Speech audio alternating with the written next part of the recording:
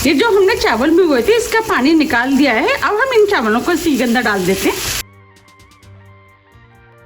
अब हम चावलों को लगातार चलाते हुए 1 मिनट करीब भून लेते हैं। उससे क्या होगा कि चावलों का टेस्ट बढ़ जाएगा, चावल खाने में भी टेस्टी लगेंगे। ये खिचड़ी खाने में बहुत ही ज़्यादा टेस्टी लगती है। आप भी इसे एक बार ज़रूर ट्राई कीजिएगा, आपको भी ये बहुत ज़्यादा पसंद आएगी। अगर आपको मेरी रेसिपी पसंद आ रही है तो रेसिपी को लाइक कर दीजिएगा, और अभी तक आपने मेरे चैनल को सब्सक्राइब नहीं किया है तो आप चैनल को भी सब्सक्राइब कर दीजिएगा और बेल आइकन को भी प्रेस कर दीजिएगा, जिससे कि मैं जब भी नई वीडियो अपलोड करूँ उसका नोटिफिकेशन आपको सबसे पहले आए। 1 मिनट करीब हो गया है। अब ये चावल भी हल्के से भुन गए हैं। अब हम इसके अंदर 1 टीस्पून दरदरी कुटी हुई काली मिर्च डाल देते हैं। हम इसे व्रत के लिए बना रहे हैं, इसीलिए हमने सेंधा नमक और काली मिर्च का इस्तेमाल किया है। मिर्च को मिक्स कर देते हैं। हमने 1 कप चावल लिए थे, तो अब हम इसके अंदर 2 कप पानी डाल देते हैं। पानी को चावल के अंदर मिक्स कर लेते हैं। ये जो हमने आलू भुने थे वो भी डाल देते हैं। आलूओं को भी मिक्स कर लेते हैं। अब हम इसे ढक देते हैं। स्लो मीडियम फ्लेम पर 6 से 7 मिनट के लिए चावलों को पकने देते हैं। 6 मिनट करीब हो गए हैं। अब ये चावल भी बनके तैयार हो गए हैं। आप देख पा रहे हैं कितने खिले खिले चावल बने हैं। अब मैं आपको दिखा भी देती हूँ। देखिए मैं चावलों को दबा रही हूँ तो ये इजीली दब रहे हैं।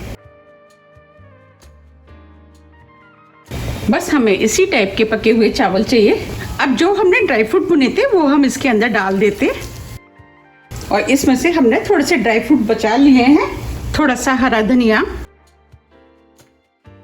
अब हम सभी चीजों को अच्छे से मिक्स कर देते हैं।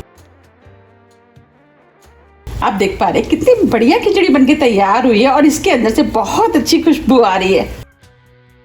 आप भी इसको मेरे तरीके से एक बार जरूर बनाइएगा, आपको भी ये बहुत ज्यादा पसंद आएगी। अब हम फ्लेम को ऑफ कर देते हैं। अब हम खिचड़ी को सर्व कर लेते हैं। आप देख पा रहे हैं कितनी बढ़िया समाकी चावल की खिचड़ी बनी है।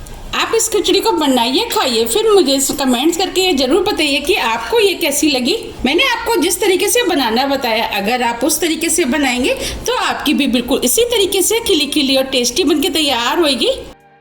आप इसे दही, व्रत वाली चटनी, आप किसी के साथ भी खा सकते हैं। अगर आपको मेरी रेसिपी पसंद आ रही है तो आप ज़्यादा से ज़्यादा फ्रेंड और फैमिली के साथ शेयर कीजिए, और कमेंट्स करके मुझे ये जरूर बताइए कि आप इसे कब बना रहे हैं।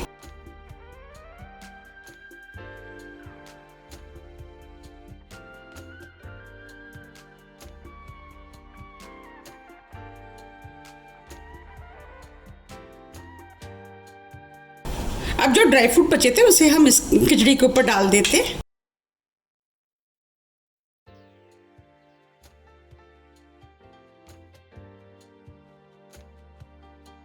और थोड़ा सा हरा धनिया।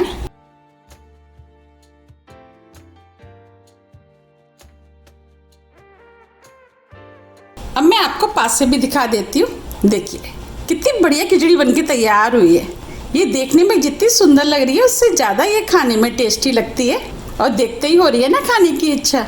अगर आपको मेरी रेसिपी थोड़ी भी पसंद आती है तो रेसिपी को लाइक कीजिए, चैनल को सब्सक्राइब कीजिए और ज़्यादा से ज़्यादा शेयर कीजिए। अब हम फिर मिलते हैं इसी तरह की टेस्टी रेसिपी के साथ। जब तक के लिए नमस्कार।